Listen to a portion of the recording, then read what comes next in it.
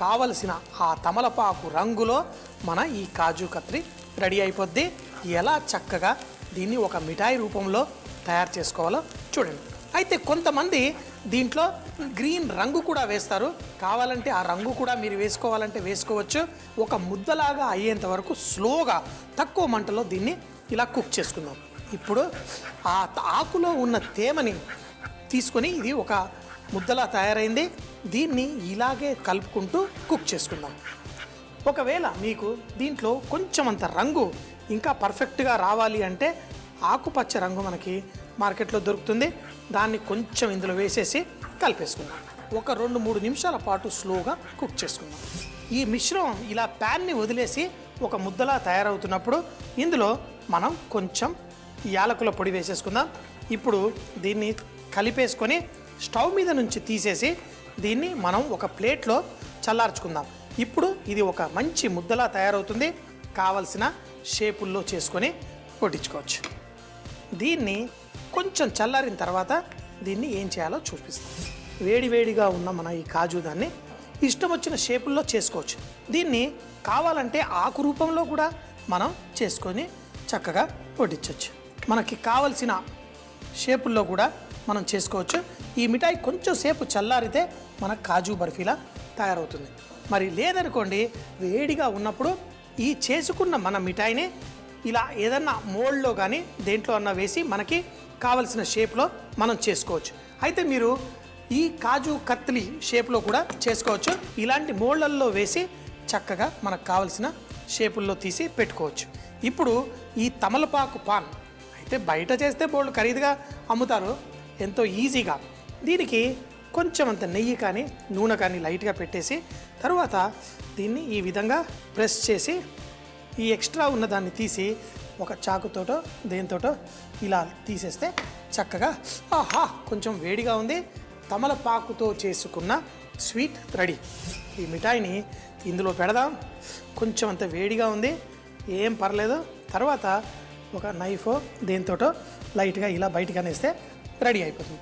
ఈ విధంగా అన్నీ రెడీ చేసేసుకొని ఇంకా మన ఈ స్వీట్ తింటుంటే మనకి ఒక మంచి తమలపాకు రుచి వస్తుంది. అయితే చాలామంది ఈ తమలపాకు గురించి తెలుసుకోవాలంటే పళ్ళకు కూడా మంచిది, కానీ దాంట్లో సున్నం పెట్టి పళ్ళకు మన గొంతుకి నాలుగుకి బాగా హానికరం చేస్తారు. ఇదే తమలపాకు ఒకవేళ ఆ జర్దా పాన్లు అవన్నీ తినేసే వాళ్ళకి మనం అది వదిలిపెట్టాలి అంటే ఈ విధంగా చక్కగా ఈ తమలపాకుతోటే మన ఇంట్లో మిఠాయి చేసి వాళ్ళకు పెట్టి ప్రతిరోజు బయటికి వెళ్ళేటప్పుడు ఒక మిఠాయి వాళ్ళ నోట్లో కుక్కామనుకోండి, బయట వెళ్ళి మళ్ళీ ఆ జర్దా పాన్లు అవి తినకుండా ఉంటారు. వాళ్ళ హెల్త్ బాగుంటుంది.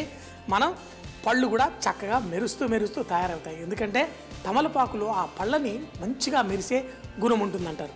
ఇవన్నీ రెడీ చేసుకొని టేస్ట్ చేద్దామా? మరి తమలపాకు స్వీట్, తమలపాకుతో స్వీట్ చేయడమే అంటే ఏంటి? ఇలా తమలపాకు గురించి అంత మంచిగా వినం కాదు. తమలపాకు మంచిదే, కానీ ఎవరైతే షాపుల్లో వెళ్ళి లేకపోతే ఈ జర్దా పాన్లు ఇవి తినడం అలవాటు ఉంటుందో వాళ్ళని మనం ఆ తినడం మానేయించడం కోసం. అమ్మ, అలాంటి వాళ్ళది నిజమైన ప్రేమ కాదు, అది వ్యామోహం. ఎగ్జాక్ట్లీ చిన్నత్త, నిజంగా ప్రేమించుకున్న వాళ్ళు అలా చేయరు. ఎంత మనసు విరిగిపోతే కన్న కూతుర్ని పట్టుకొని మా దృష్టిలో చచ్చిపోయా ఉంటుందా తల్లి? అది సరే అమ్మా, తన కూతురుతో తన మాట అనేటప్పుడు ఆమె మాటల్లో వ్యథ, కళ్ళల్లో బాధ గమనించావమ్మా? పెద్దబాబుకు బర్త్డే విషెస్ చెప్పు కూడా వెళ్ళాం కదా. ఊరికే ఎలా కాలిపోతుంది? మంట పెడితేనో పడితేనో తగలబడుతుంది.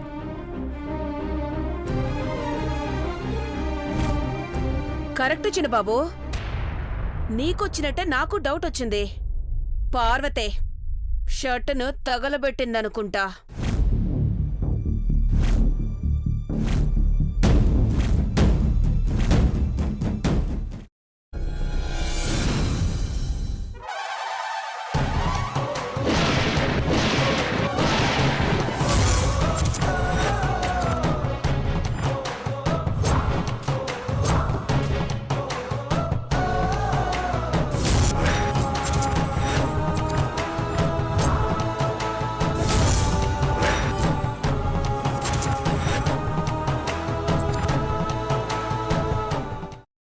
కాల్చుకున్న తర్వాత పొట్టు తీసేసి చాప్ చేసి పక్కన పెట్టుకోవాలి.